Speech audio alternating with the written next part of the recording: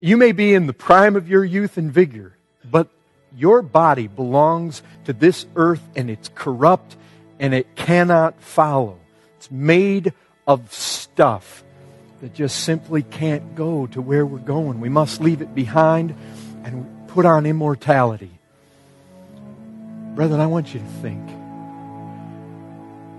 And the thing is, before we meet again, if we have this conference again next year, some of you may be gone. Some of you may be gone. There is things that are described about our heavenly future.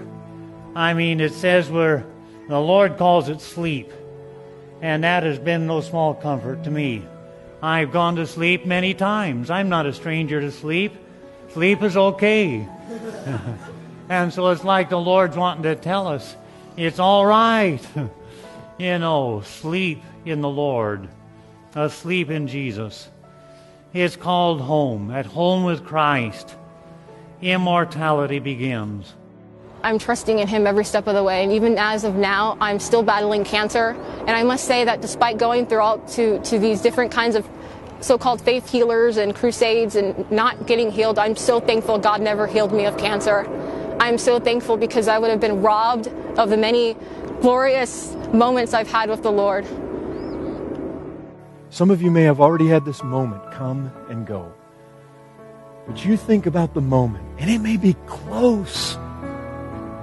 You heard about the pastor and his wife down in Austin. They're just driving home, get hit head on, and they're in glory. It can happen so fast. And there is just a thin veil. Death is so close. We're clay pots. We're fragile. It doesn't take much to end our lives physically, to separate our spirit from body. Time is short. You never know when you're going to go. You never know when your death day will be. It could be tomorrow. It could be at this moment.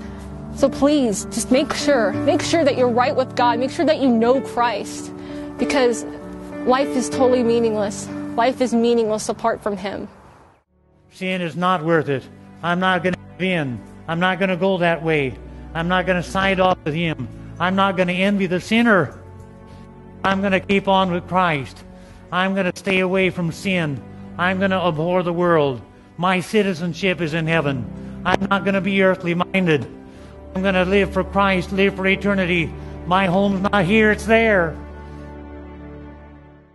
Can you all say with me, we're happy to let Paul speak for us when he said it's our desire to be absent from the body and present with the Lord. Don't you desire that?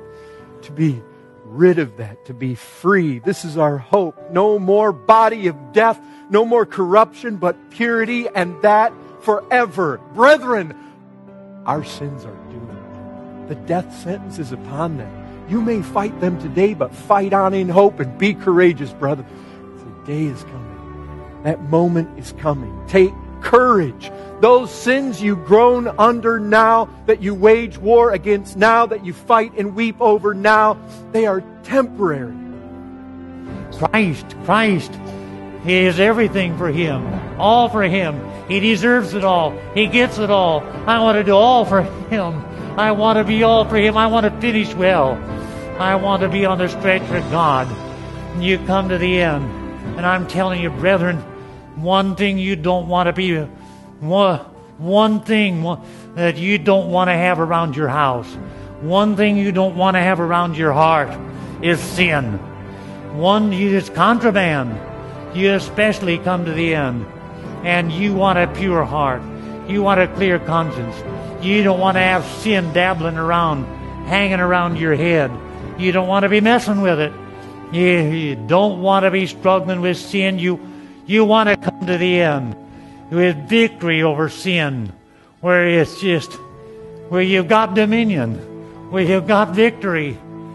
We don't just put off this body and we're just done with sin. It says that we are going to be like Him.